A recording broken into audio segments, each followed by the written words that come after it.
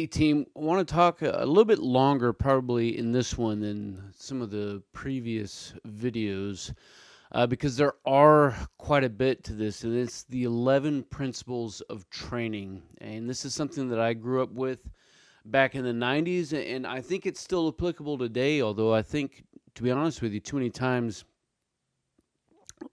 sometimes we think we have to create new things or we put away the old stuff because we think that it's no longer relevant or just whatever the case is. So I think it's worth revisiting. So as we get this going, man, I'm looking forward to any thoughts or comments that you have, and I'm going to encourage and submit to you to leave them down below. That way we can continue to keep this conversation rolling as we seek to master our craft and grow this and enlarge this community for folks who are trying to get after business a little bit different, maybe a little bit more authentically, which is something that I think we miss way too much, is just that sense of being authentic. So the very first principle of leadership is to know yourself and to seek self-improvement. Man, I say this all the time, and it's something that I think that we know, that we think that we know, that we think that we should know, but we don't often apply enough, right? You have to look in the stinking mirror, as Michael Jackson would say. I'm staring at the man in the mirror, right? I'm asking him to make a change, and we have to have a sense of integrity when we do this, because too many times it's easy for us to assume that because maybe I'm in a leadership position in the first place, or because it is my perception, that it is reality and that everybody else should adopt what I see. And this is not always the case, man. This guy a really long time ago said something to the effect that we should remove the log from our eye before we go to pull, a stick out of somebody else's. And so we have to have this sense that we're not always right, and we should be constantly seeking and looking at ourselves first and getting ourselves right before we act out of self-righteousness to get somebody else right. Does that make sense? I think we've probably all come across leaders who, and even ourselves, if we take a hard, honest look at ourselves, as times and moments when we have not applied this. It's easy to become hypocritical. And so I think this is definitely something that we have to get right? And so the second one is to be technically and tactically proficient. In the military, we all have a JOB, we all have an MOS, and regardless of what it is, right, there's a sense of, tasks and standards that we have to be able to perform and to maintain. And it doesn't matter ultimately if it's something that is inherently tactical related, or if it is something that is technically related. There's a technical aspect to running battle drills, right? But even more than that, certainly in the Army, you're going to be put in positions that are outside of your skill set and outside of your MOS.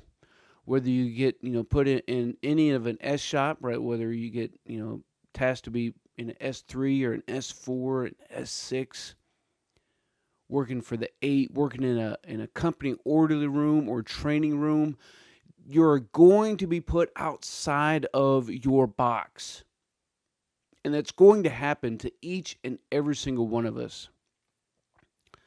For some of us, we may only spend a little bit of time there.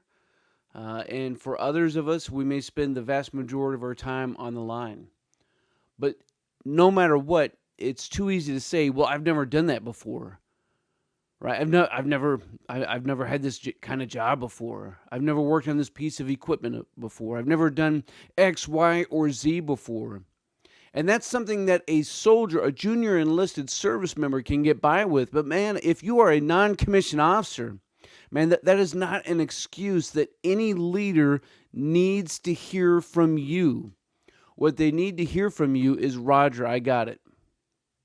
and then you go after and get after it. And I'm not telling you to not bring up risks that might be associated, but far too often, way too often, man, I have heard, well, I haven't touched the equipment in, 4 years because I got stuck in an orderly room. Dude, I don't care. Learn how to get the stuff done. Like, it's too easy. Get back into the regulations, get back into the TMs, get back into the FMs, and master your craft. That's what it's all about. So the third leadership principle is to develop a sense of responsibility. And I cannot tell you how important this is, because if your team has buy-in, man, the stuff and the crap that you can accomplish as an organization. But if they don't buy in, if they don't feel that they have a sense that what they do, it matters, then they are never going to give it their all. So I've always found that if you find some small wins, go after those first, and then add another win, and then add another win. And those easy, simple wins can be just doing the 4 stinking basic things right that we have to do in the military, right? Right time, right uniform, right frame of mind, right location. You do those 4 things right, and you're going to be squared away, right? But you get them a win, and you gloat over it in front of others. You tell their story. And you extend that win to motor maintenance, into your vehicle maintenance, into your weapons maintenance. And you spill that over into the training that you're doing. You get them to buy in and to understand what your mission essential tasks are for your unit. And your team doesn't have METs, man. Your company and your battalion and your brigade, they have METs. They have to buy into it. They have to understand of the why of what they are doing and how it's going to impact a larger piece of the organization and ultimately our nation at large, right? The next one is to make sound and timely decisions. I mean, come on. How many times has somebody sat around a company facility, a motor pool, out in the parking lot, and they said, well, I'm just standing by to stand by. And it's all because some NCO doesn't feel empowered to make a decision that a non-commissioned officer should be able to make. Now, I get it, man. There's a lot of leaders that may try to strip and revoke you of some of your duties and responsibilities as a non-commissioned officer. And if you found yourself in that position, you need to start taking back, right? Start taking back what is yours. Because it is yours. Man, you're an NCO. You're a leader. If somebody came up to me and said, and it happened, it happens almost every day, when I'll have an NCO or a senior NCO come up to me and say, I couldn't execute this because I made a decision for that. Or I told them to go do X, Y, and Z. And this is just Stoker, right? I will not, unless somebody did something unethical, immoral, illegal, whatever, something like that, right? I am not going to strip that NCO's authority as an NCO. That's just not how I roll. Now, there are times, for example, I was in the barracks today. We were doing an unannounced barracks visit of a few rooms throughout our barracks, and it's a pretty large barracks. And I walked down from the CQ office, and I went to use the latrine as I was waiting on some senior leadership to show up. And there was literally puke in the sink. And I went out and I found that young non-commissioned officer who's had the charge of quarters. That's what CQ means, by the way, if you didn't know. Charge of quarters. And I said, hey, high speed, when's the last time that you walked your post? So, just a couple hours ago. I was like, really? Come with me. Because I promise you, you have not been in this latrine. And if you have, there's a problem. And if you haven't been, there is still a problem. Get this trash taken care of, right? And by the way, I'm not telling you, Sergeant, that you are the one that I expect to get this done. I expect you to find people to get in there and clean it. Like, start knocking on doors. Get people out of their rooms. Start exercising your authority. If you don't, you're going to get walked all over. So have a sense of responsibility and make sound and timely decisions, man. Don't wait for somebody to make a decision that you know is the right one that needs to be made. Next up is to set an example. It kind of goes right in line with this, right? And with our first general order, right, to take charge of this post and all other government property within view, or to guard everything that's around us, regardless of what branch that you're in. First general order is basically the same. Setting an example, man. I mean, what I don't think that we understand too often, and that we don't really, what you need to understand, and this is something that I really want to dig into, probably in a separate video, is the importance of you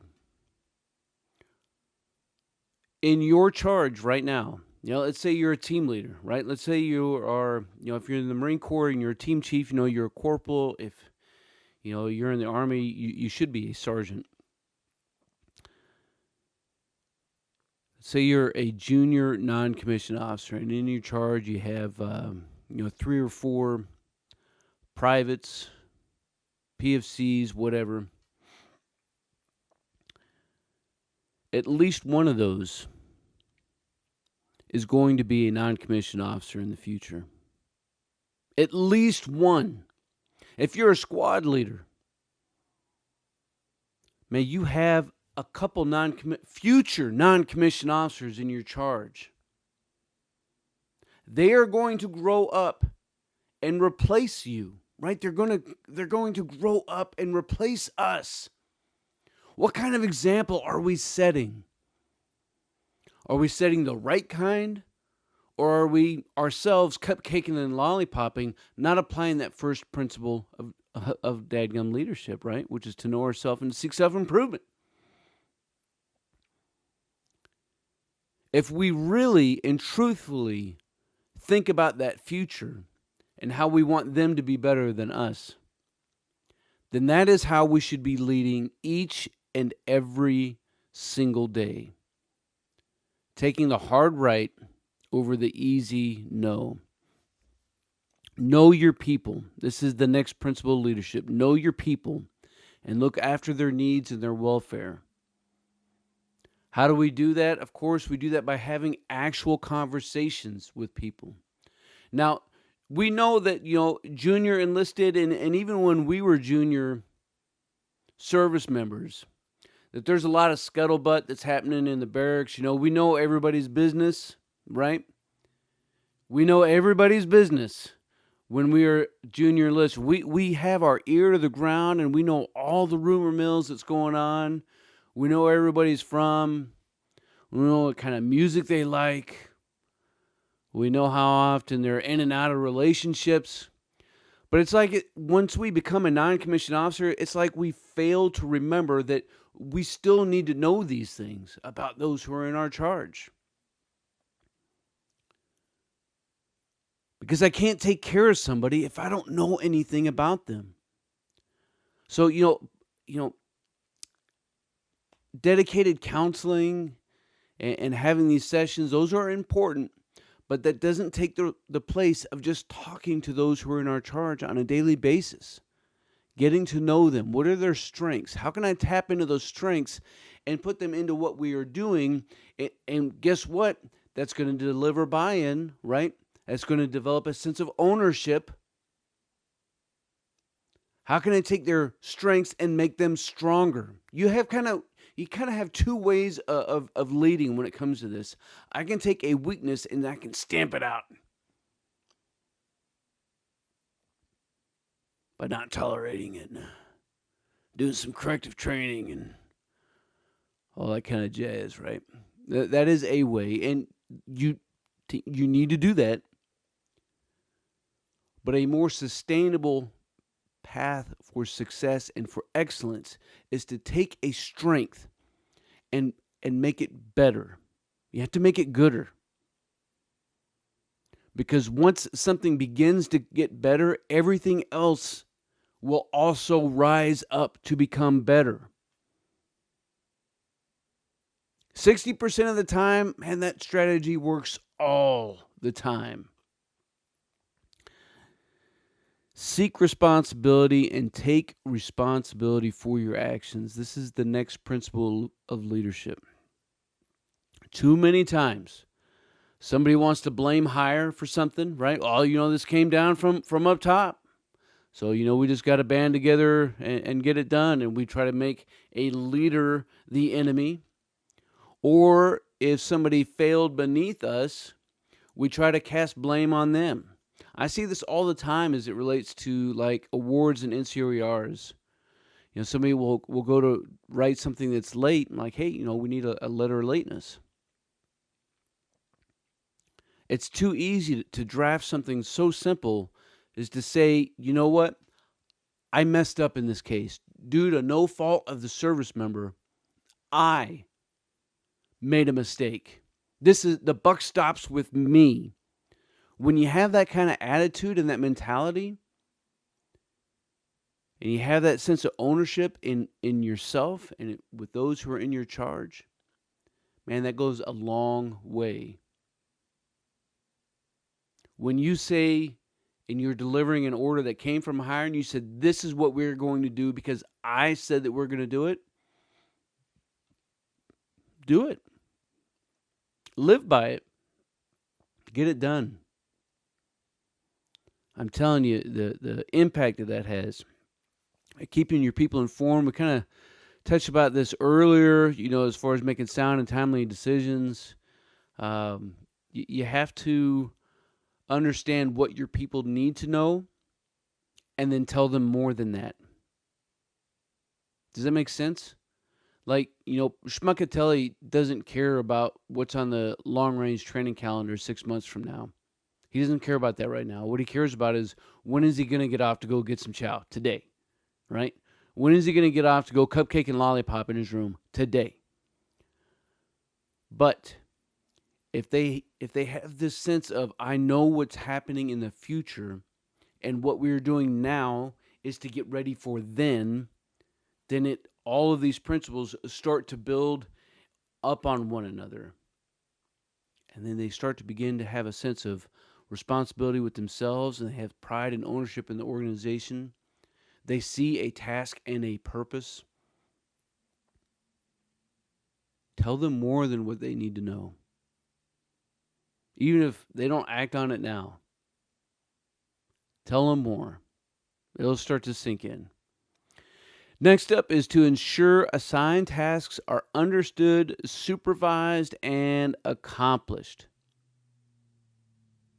As a non-commissioned officer, as a leader, it is our responsibility to supervise those actions. So if I tell somebody to go do some maintenance on a vehicle, if I tell them to go inventory some property, and I'm not right there with them getting dirty, right? Again, there's two types as it relates to this. The person who stands back with a clipboard and ends up becoming a task manager, right? Or the person who is leading down in the trenches and showing the right way, setting the example, building that sense of ownership and responsibility. If somebody doesn't have supervision over a task, there's a non-commissioned officer who's in the wrong.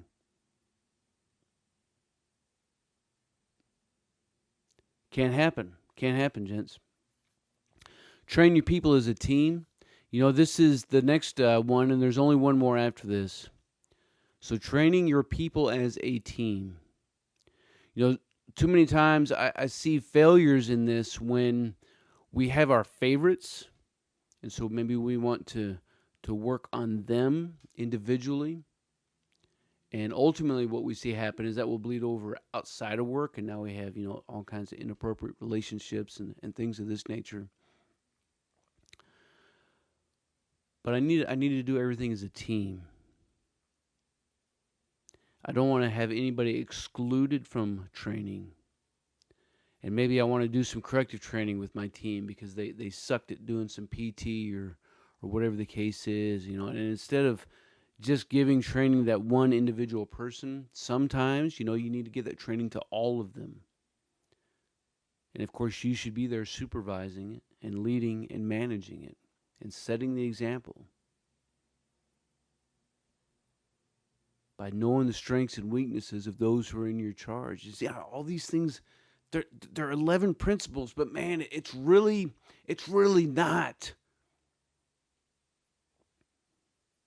It's really all kind of just one big thing, right? Last up is to empower your team in accordance with its capabilities. So every team has strengths and weaknesses. And I want to take those strengths and I want to make them as absolutely strong as I can. And I want them to feel empowered. We need to give them wins. Because once they have wins, they start to feel a little bit bigger, right? They want to do more. They want to brag about it more. And you got to kind of keep egos in check. But at the same time, you kind of want a team that is prideful, that has strong cohesion, that wants everybody on the team to succeed as well. And they need to know that they can make decisions at the appropriate level for the appropriate decision that needs to be made.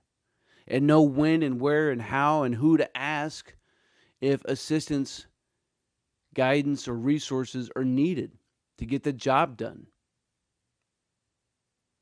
Team, these 11 principles of training, they have been around longer than I have been. And they work. They're effective. But we don't talk about them individually and we don't talk about them collectively. In my experience, I found that too many leaders are off worrying and concerned about one thing or another, but it is not the art of leadership. If you enjoyed the content, team, you made it this far, man, I appreciate you. The time that you're invested in this and that you spent here, man, it is not time that I can give back to you. And so I'm looking forward to your comments down below, more than anybody else who may have clicked off before now. Is conversation value added?